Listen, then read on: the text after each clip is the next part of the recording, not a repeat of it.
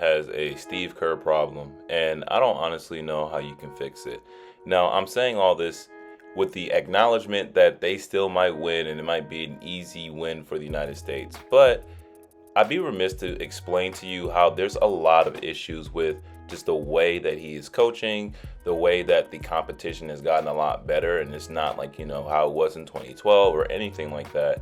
This is a better international basketball community than we have left off with. And for us to be as callous as we possibly can and leaving it just basically on talent and not actually having an efficient offense, or really better yet, an efficient defense, is really leaving much on the table. Now, Team USA might be able to win just purely on talent alone, but when you look at the litany of defensive issues that they had, it's honestly really troublesome and worrisome if you are a USA Patriot like myself. So what do you do with this, right? One of the first things you have to address is the fact that the defense is just not there. In terms of actually stepping up and being there, in the defensive gaps is not there. And then the biggest culprit of not being aware on defense is Joel Embiid. Surprisingly, because Joel Embiid typically has, one of the better defensive presence on the team, no matter if it's on Philly or even on Team USA. But I do think that there's a couple things that might be making him falter a little bit more on defense. And I think the first thing is that since there's no 3 seconds, he can kind of stay in the paint for as long as he wants. And so him trying to get used to being in the paint for as long as he wants, he's kind of forgetting the fact that he has to guard his own man. And so what happens is Wenyen Gabriel, of all people, the person who barely got any tick when he was on the Los Angeles Lakers, was just basically seeing that Joel Embiid is not even remotely close to him on the three-point line and is basically giving him a free wide open shot. Now, Wenyen Gabriel has a very just medium/slow-ish shot. So there's no reason for Joel Embiid not to be close enough to deter his shot at all, when all he needs to be is within 2-3 feet. But since he's not even close to there and he's coming from the free throw line, he's nowhere close to even try to stop that. And so you have those defensive mishaps, and that's what's happening the whole entire game. There is no way that one of the better defensive players in the NBA, which is the best league in the world, is having troubles understanding his defensive assignments. That comes down to lack of preparation, that comes down to lack of know-how, and that really comes down to Steve Kerr. Now, Steve Kerr is, a storied coach. He's done everything. He's gotten his championships. He's gotten winning it the hard way. He's gotten winning it the easy way. Okay, he's done a lot in his career. Many people will say that Mark Jackson was the one that started it, but hey, it really depends on how you finish it. Because Mark Jackson winning a championship was not always in the cards, but Steve Kerr did it. But a lot of people say that Steve Kerr doesn't really know how to manage talent that well. And I do think that is not entirely untrue, but is missing the issue that a lot of people have been having with Team USA. Is that when you have all this talent, it is really hard to try to make everything work, especially when it comes to defense, because usually you get the best offensive talent and they have a few good, pieces on the perimeter to stop people from, actually going into the paint, stopping guards with, Derek White, Drew Holiday, and then you even have some wings like, Jason Tatum and more. But, it really comes down to how you prepare your team.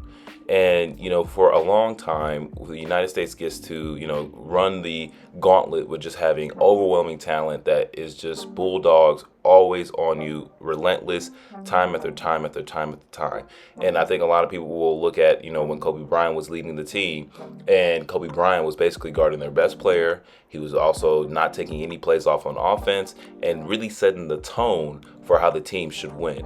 Right now, they don't really have that. And it's not to say that they need to have one person to do it all themselves like Kobe Bryant typically did, but you need somebody at the helm, whether it be LeBron James, whether it be Steve Kerr, whoever, to basically set the tone saying, hey, we have to get better on defense. We have to be able to play in the gaps. We have to be able to, stop attacks at the rim. We can't let South Sudan, of all countries, to be the one that damn nearly messed up our seeding. Now, like I said in the very beginning, the USA still might win just basically off pure talent alone.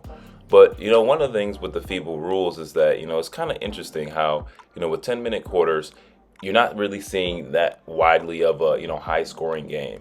And so you have to really play minutes wise a very interesting and more restrictive game than, people in the NBA usually are accustomed to. That's why you see, sometimes a person who might average 30 in the NBA might only average 17 or 18 or maybe even 19 at most when they're playing in the Olympics. And so this is not just a Steve Kerr problem. This is a problem that every single coach that has coached in the USA Olympics has had to face. And one of the best ways to do it is by setting the tone defensively. You can get stops, you can run the floor, you can run the gauntlet if you're able to not have your opponent score.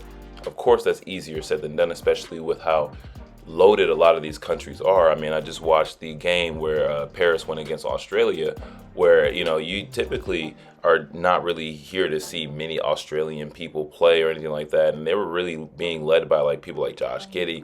But also, Paris is one of the most dangerous teams in the country right now, where you have two Goliaths in Wemby and Rudy Gobert. However, as we've all expected it to be, Rudy Gobert being such a liability on offense, he's not really giving you much on that end. But at least he'll be 1,000% attentiveness on defense so that you're able to have more chances on offense. But like many people have already mentioned, his lack of offensive awareness, his very limited offensive skill set will always hold the team back. But on any given night, this is only games to one. You win or go home every single game. They can't take a game from the United States. I can definitely see that, especially if the United States don't get their act together. Now, I know this will probably be a time where they really look back and they talk to Joel Embiid for the main culprit of just playing awful defense the whole game. I mean, missing defensive assignments. I mean, just not even playing your man. Not really doing much on offense. He hasn't really done great offensively this whole Olympic run so far. And so you have to sit down and beat and say, hey, listen, they should really, in my honest opinion, play Anthony Davis more. Anthony Davis is not as good as Joel Embiid, but at this present moment, you need somebody who's actually going to be aware and attentive on defense. And Anthony Davis is probably the best fit for that. I mean, he's typically shown time and time again that he's always going to give it 1,000% effort, and that's something that you need.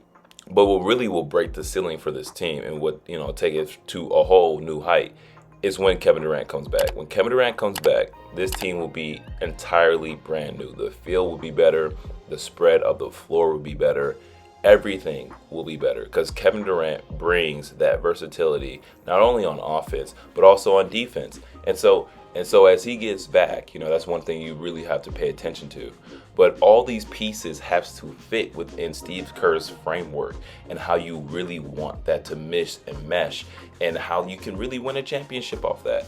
Because right now, the United States is looking very vulnerable. Having South Sudan be the team that really gets the U.S. on their heels is not what we had in our bingo cards for 2024 Olympics. We need the best of the best. We need everybody to bring their A game, because if we don't, the reality is there's a whole bunch of great teams who are looking to take USA down. And we all know that Noah Lyles is ready to jump on that and be as unpatriotic as he possibly can be when it comes to basketball, which is always weird because everybody supports him. But you're going to have people who say yeah, this is what happens when you're pompous. This is what happens when you call yourself world champs. But you need to kind of get that together, because at any given night, these teams, these countries can take a game from you. And you don't want that to actually happen when it's money on the line, when it's a gold on the line, a medal on the line. Because we've seen, especially in Spain, especially in Argentina and France, that they've consistently be one of the top tiers when it comes to basketball for the last couple Olympics. And so they can take a game off of us. Doesn't mean that they're more talented, doesn't mean that they're better paper-wise, but with the way that they play offensively, they can take a game from you. And so the United States have to really, really be careful from that, because anybody and everybody within 10-minute quarters can take the game and make it unimaginably difficult for them, as the South Sudan team did. And if we don't want to see that no more, Steve Kerr has to get his act together. Prepare these guys to be the best that they possibly can be, but also to give them the fire that they need to win a gold medal.